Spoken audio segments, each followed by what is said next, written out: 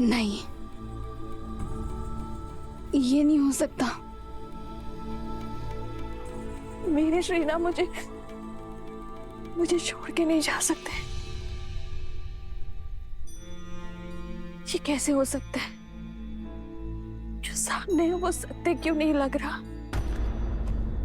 क्यों विश्वास नहीं हो रहा कि आप नहीं रहे, कि मृत्यु ने मुझे पहले नहीं चुना?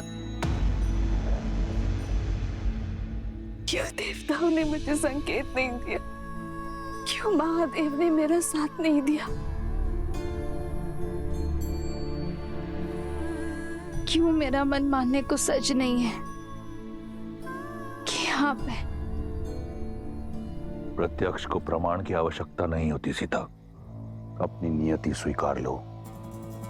समझ सकता हूं, एक मनुष्य का छोटा सा हृदय इतना बड़ा शोक संभाल नहीं सकता,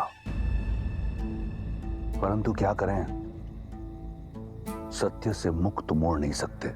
नहीं, झूठ बोल रहे हो तुम। जब तक मेरे श्री राम के हाथ में धनुष है, काल भी उन्हें छू नहीं सकता। ये सत्य नहीं है, ये सत्य नहीं, ये सत्य नहीं है। तुम्हारे बंदी पिता झूठे, राम का कटा हुआ शीश झूठा, परंतु क्या यह भी झूठ है?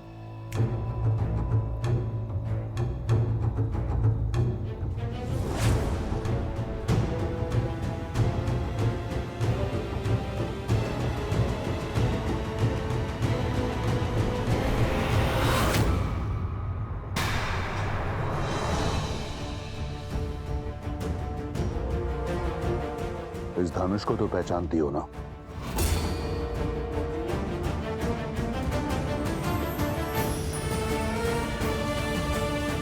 ये तुम्हारे वनवासी का टूटा हुआ धनुष है, जिसके रहते तुमने कहा काल भी उसे छू नहीं सकता था। उसका शीश काटने से पहले ये धनुष काटा गया। नहीं! तुम्हारे ना मानने से सत्य नहीं बदलेगा सीता।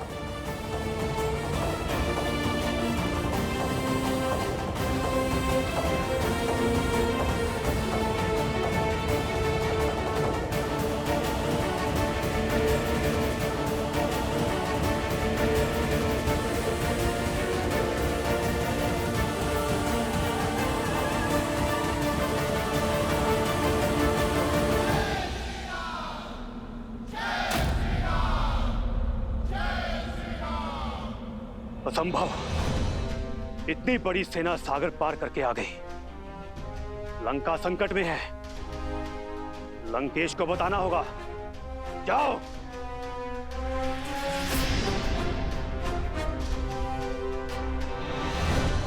सुना नहीं? शत्रु द्वार पर है। महाराज को सूचित करो। जाओ। लंकेश को यह अशुभ समाचार देने का साहस किसमें है? जिसके मुख से अनिष्ट निकला, उसका सर धड़ से अलग होना निश्चित है।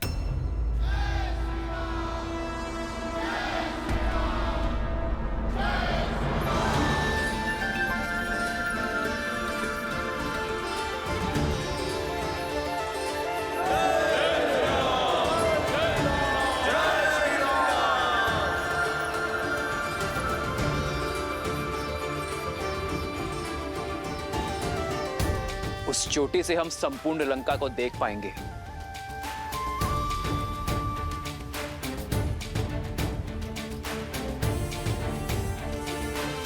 मुख्य सेनापति मेरे साथ चले। हम वही शिविर बनाना आरंभ करेंगे।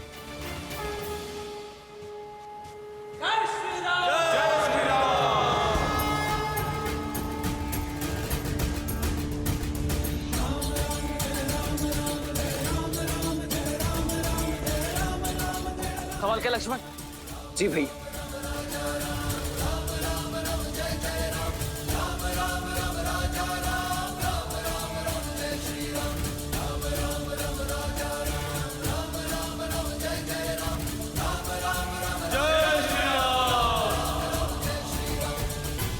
जय श्री राम। जय श्री राम, जय श्री राम।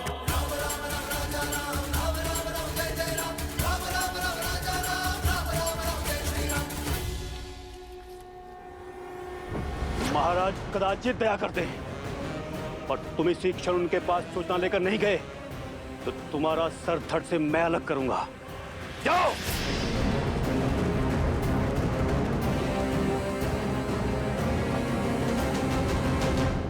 ज्ञानी व्यक्ति वो होता है जो दुख के बादलों के बीच छुपे आशा की किरण को पहचान लेता है। और तुम तो परम विदुषी हो। सोचो, तुम्हारे पति की मृत्यु के उपरांत तुम पतिव्रता धर्म से मुक्त हो, स्वतंत्र हो कि तुम लंका की पटरानी बनना स्वीकारो, ऐश्वर्य और सुख का जीवन जियो। मैं वचन देता हूं, तुम्हें इस जीवन में कोई दुख भोगना नहीं पड़ेगा। स्वीकारो, हम दोनों साथ मिलकर इस संसार पर राज करेंगे। मिथिला मेरे अधीन है और अयोध्या कुछ ही क्षण में पराजित होगी। इसलिए बंद करो ये व्यर्थ का विलाप और थाम लो मेरा हाथ।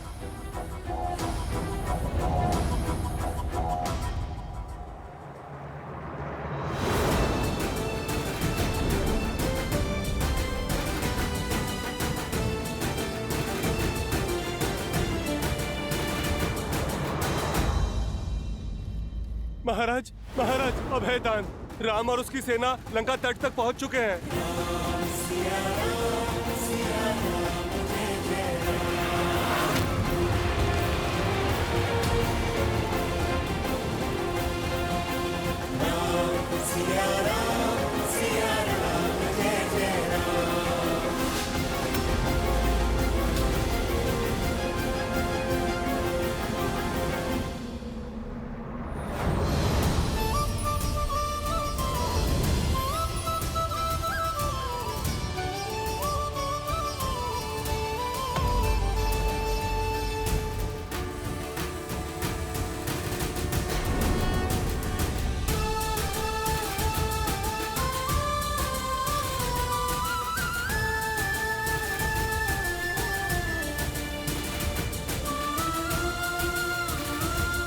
मेरी आशा का अंत नहीं हुआ है, तुम्हारी माया का अंत हुआ है रावण। आशा ने मेरा हाथ नहीं छोड़ा है, काल ने तुम्हारा पांव पकड़ लिया है। और अब मुझे किसी आशा की आवश्यकता नहीं है, क्योंकि मेरे श्री राम आ गए हैं, क्योंकि मेरे श्री राम आ गए हैं। राम आया है, परंतु लौट नहीं पाएगा। आज जैसे मेरी माया का अंत हुआ है, उसी प्रकार तुम्हारी आंखों के समक्ष तुम्हारे राम के प्राण हरूंगा मैं। राम लंका की ओर नहीं, अपनी मृत्यु की ओर अग्रसर हुआ है। संपूर्ण संसार देखेगा, वहां राम का रक्त बहेगा और यहां तुम्हारे आंसू। और रावण अपने वचन से कभी विमुख नहीं होता। कहां है राम? मैं भी तो देखूं। एक साधारण मनुष्य कौन सी सेना लेकर आया है?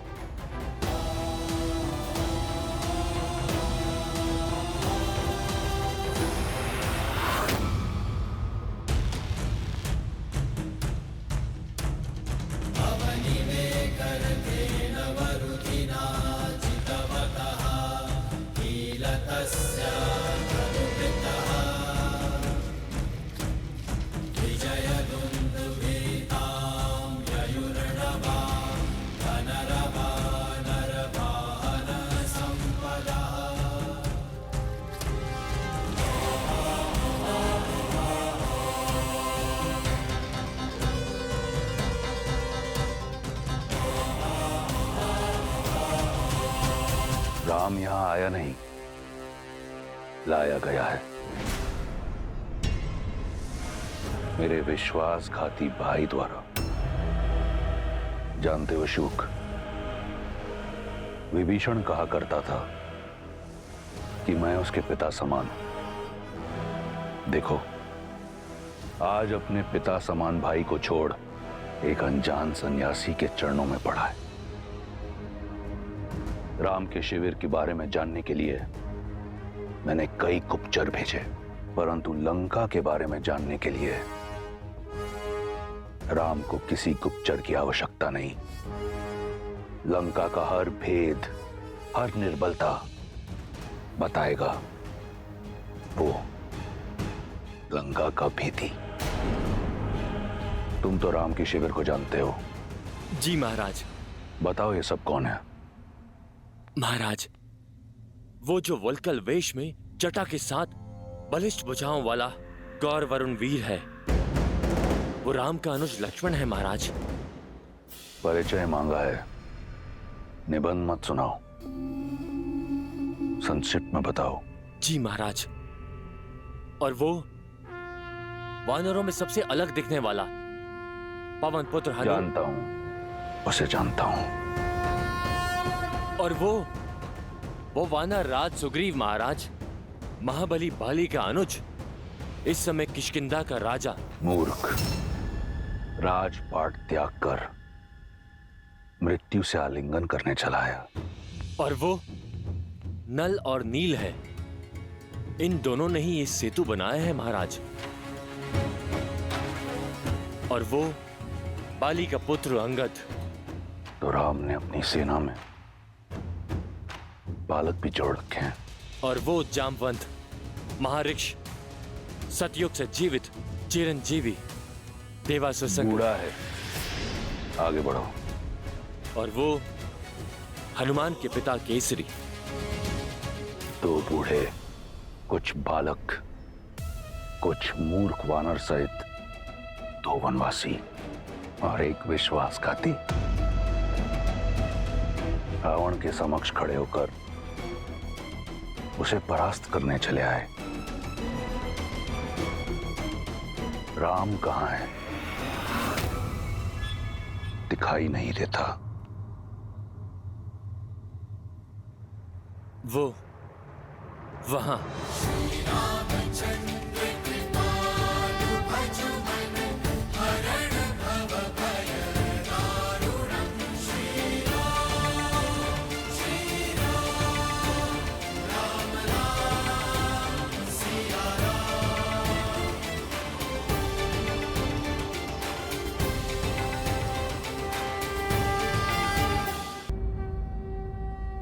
वो रहे श्री राम। केवल राम। आज मेरा मन नहीं है रक्त बहाने का, अन्यथा तुम्हारे प्राण हर लेता। ये तुम्हारी अंतिम चेतावनी है शुक। लंका में तुम्हारा स्वागत है राम।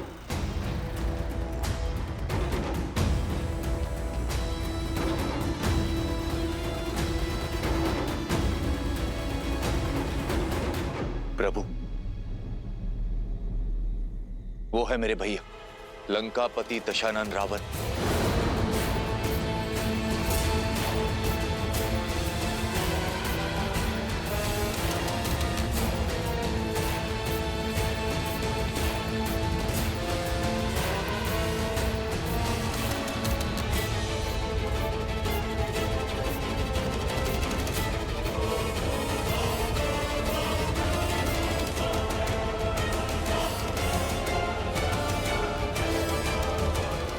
लंकेश ने कहा है कि मित्रता अपनी बराबरी के लोगों के साथ होनी चाहिए, और लंका के राजा की मित्रता को स्वीकारिए और इस वनवासी का साथ छोड़ दीजिए। तो ये है रावण। इसने मुझे प्रलोभन दिया ताकि जीवन पर वानर जाति पर कलंक लगे। इस पापी को जीने का कोई अधिकार नहीं है। मित्र रुको।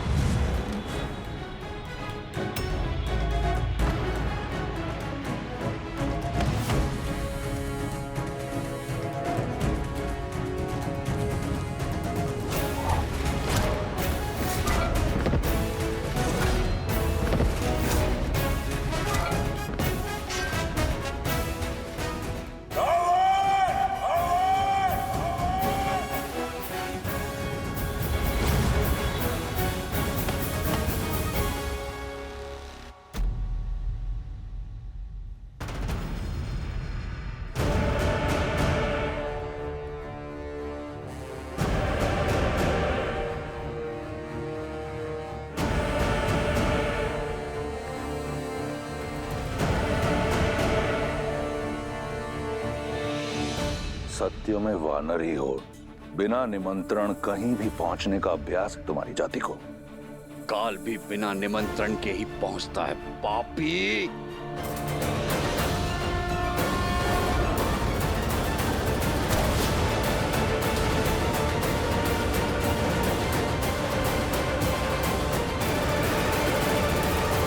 ये है कि आज रक्त पाए। मरण आया प्रहार। सुग्रीव हूं मैं, उस महाबली बाली का भाई, जिसने तुम्हें 6 महीने तक अपनी बगल में दबा के रखा हुआ था। मैं तुमसे खेलूंगा नहीं, तेरे घृणित खेल का अंत करूंगा।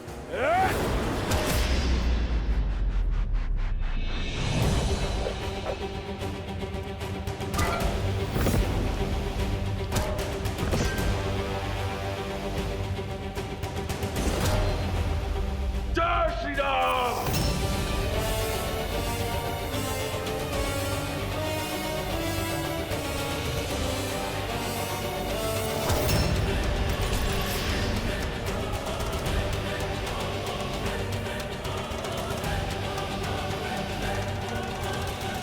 तुमने अपना परिचय दे दिया वानर, अब मेरा परिचय जानो।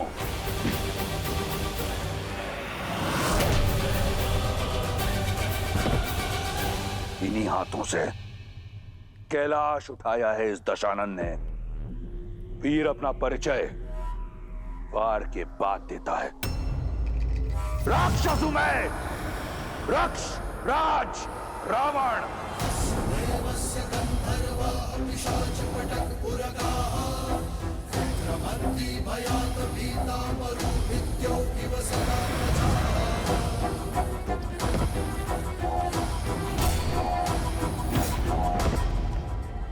तुम भाली के ही भाई हो ना? लगता नहीं है। कायर सर्वदा दूसरे के बल का उदाहरण देता है। तुम्हारा भाई बाली सच में बली था, सर्वशक्तिशाली था, और तुमने उसे एक तुच्छ वनवासी की भेंट चढ़ा दिया, वो भी छल से। कायर हो तुम। अपनी माया से देवी सीता मैया को हरने वाले के मुख से छल की बातें अच्छी नहीं लगती। एक कायर मुझे वीरता का पाठ क्या पढ़ाएगा? बाली और किष्किंधा के साथ मेरी शांति की संधि थी वानर। नए राजा होने के नाते तुम्हें उसका सम्मान रखना चाहिए था।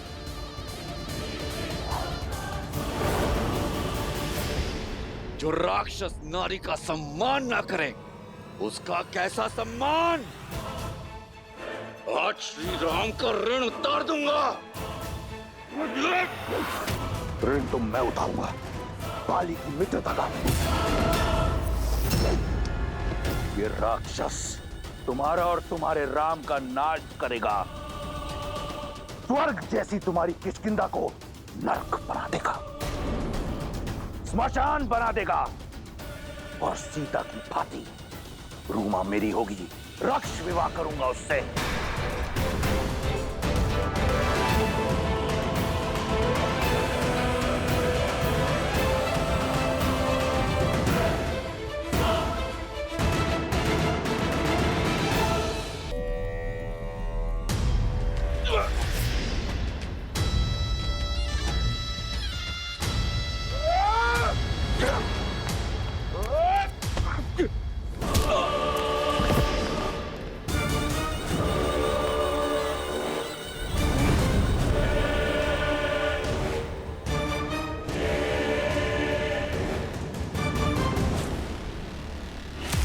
मुझ पर आक्रमण करने से पहले तुम्हें स्मरण होना चाहिए था, काल मेरा दास है।